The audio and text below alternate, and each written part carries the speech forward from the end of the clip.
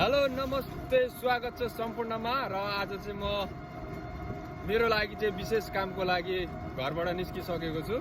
अब विशेष काम चाहिँ के हो भनेर तपाईहरुले एकछिनमा देख्न सक्नुहुनेछ। र मेरो साथमा हुनुहुन्छ यहाँनिर एकजना दाइसँग म चाहिँ एकदमै चोकसम्म निस्किँदैछु है। अब हेर्दै जाउँ के कस्तो हुन्छ आजको दिनहरू।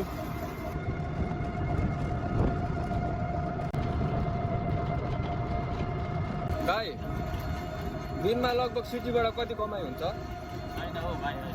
छैन है, लगभग हाराहारी कति हुन्छ महिनाको? यसो महिनाको हुन्छ 15-20 हजार। महिनाको 15-20 हजार। अनि बिजुली यसले कति लगभग तान्छ? दिनको 100 रुपियाँ। दिनको 100 भने चाहिँ महिनाको 3000 पर्यो होइन त? ल मानिलियो 20,000 कमाउनु भयो भने पनि उता 3000 माइनस गर्दाखेरि 17,000 बच्यो। 17,000मा लगभग यसको यताउता यो बिग्रेको खर्च बनाउँदा कति लाग्ला? अब 1000 रुपियाँ जति लाग्छ। 1000 रुपियाँ होइन, 16,000 बच्यो। 16,000मा लु मानिलियो तपाईँले महिनाको 1000 रुपियाँ खाजा खानुभयो, 15,000 बच्यो। त्यसमा दाइलाई मलाई अमेरिका यही, मलाई अस्ट्रेलिया यही रहेछ होइन त? भनेपछि 15,000 भनेपछि दिनको कति पर्यो? 500 रुपियाँ पर्यो होइन त तपाईँको कमाइ? ल केटा हो, अब चाहिँ मैले होइन घर बारी त के भन्नु आफ्नो छैन, किडनी बेचेर भए पनि एउटा सिटी सफारी चाहिँ निर्णय गरेँ। अब एउटा किडनी बेचेर सिटी सफारी किन्ने हो, महिनाको टक्कसँगले 15,000 कमाउने हो। दाजुभाइ सँगै अनि एउटै रुटमा हिँड्ने हो। तपाईँको कस्तो रुट छ कि जो मान्छे भेट्यो त्यही लिनै हिँड्ने हो? लिनै हिँड्ने हो, लिनै हिँड्ने हो नि त? तपाईँले पर्खिराख्नु परेन पालो सिस्टम? दाइको परेन है, पालो सिस्टम परेन। मान्छे जहाँ भेटाउनुहुन्छ उठाउने, लिइहाल्ने, हिँड्ने, कुदिहाल्ने, मजा रहेछ। यो पर्खिराख्नु भन्दा त यसरी नै फाइदा छ होइन त? पर्खिराख्नु भन्दा त यसरी नै फाइदा छ कि, किनभने 30 रुपियाँभन्दा तल कसैले पनि लगिँदैन अहिले सिटीमा। छोटो यात्राको पनि 30 रुपियाँ छैन दाइ, कम्तीमा 20 रुपियाँ आइहालो, पाकिहालो होइन। यो पर्खिराख्नु चाहिँ झ्या हुन्छ क्या। दिनमा लगभग 700 पनि पाक्दैन है दाइ पर्खिरहेको भने। भने यसरी उठाएकै ठिक छ। अनि एकदम राम्रो छ। दाइले चाहिँ नढाँटिकिन भन्नुभयो होइन, नत्र सबैले खुलेर यसरी भन्दैनन् यति उति भनेर। दाइलाई एकदमै धेरै धेरै धन्यवाद व्यक्त गर्न चाहन्छु, किनभने दाइले एकदमै नढाँटिकिन इनोसेन्ट पाराले, लोयल पाराले होइन भनिदिनु भयो। त्यसको लागि दाइलाई धेरै धेरै धन्यवाद, सुस्वागतम दाइ। अनि तपाईँले यो सिटी पुऱ्याउन थाल्नुभएको चाहिँ कति भयो? लगभग भयो 4 वर्ष।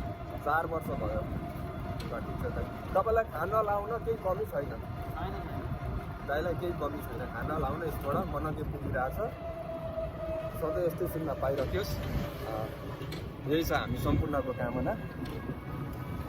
ल दाइ, आज के बार हो र? मङ्गलबार। ला म गलत दिनमा आएको छु नि त। म सहिलो नआएको हो क्या खासमा कपाल काट्न। आज त सब बन्द हुन्छ नि त यार, इतिहास भयो नि त।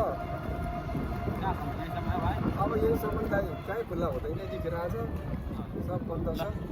ल दाइ, ल तपाईँलाई धेरै धेरै धन्यवाद। ल म चाहिँ खासमा कपाल काट्न आएको थिएँ होइन, आज पुरै बन्द रहेछ। अब के गर्ने त, यसो टुर घुम्दै हिँड्ने त हो नि, काम छैन। अब कहाँ जानु यार? गर्लफ्रेन्ड भयो भने गर्लफ्रेन्ड भेट्न जानु हुन्थ्यो। यस्तो थुतुनोसँग को आउला र को बन्ला र गर्लफ्रेन्ड? गाह्रो छ हौ मलाई। अब कहाँ जाने हो त यार? तनाव पो भयो त। अघि यही बाटो आएको होइन सिटीमा, अब यही बाटो फर्किँदैछु क्या हिँड्दै।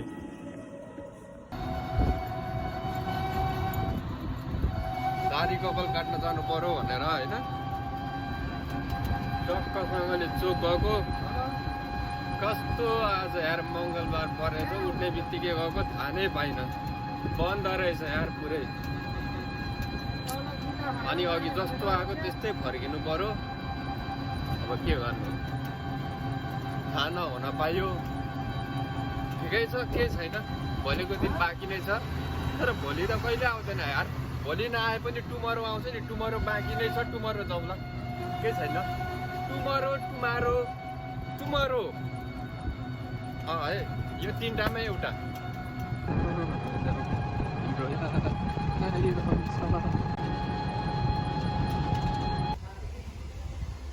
अब टक्कसँगले कपाल काट्ने हो होइन। ल ब्रदर मेरो चाहिँ कपाल काटिदिनु पर्यो है ल।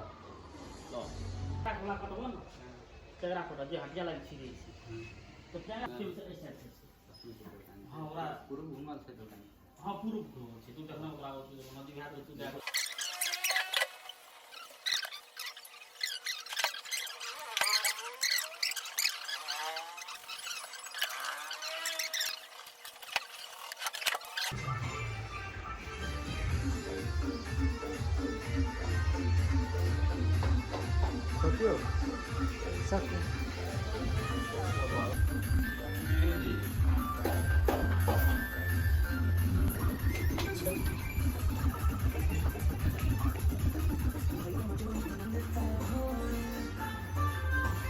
अरू त त्यस्तै हो कि अब सब केटीहरूले मैतिर हेरेर ध्वंस हुन्छ होला भन्ने टेन्सन भयो क्या है।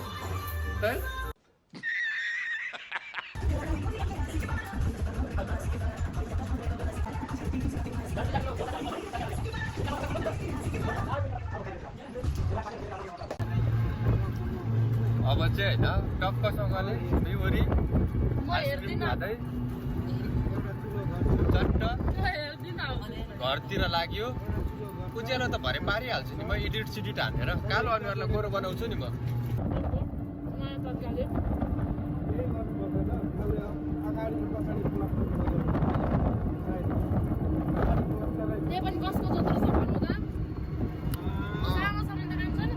यत्रो बेर भिडियो हेरेर साथ दिनुभएकोमा सम्पूर्णलाई धेरै धेरै धन्यवाद है त। जय नेपाल।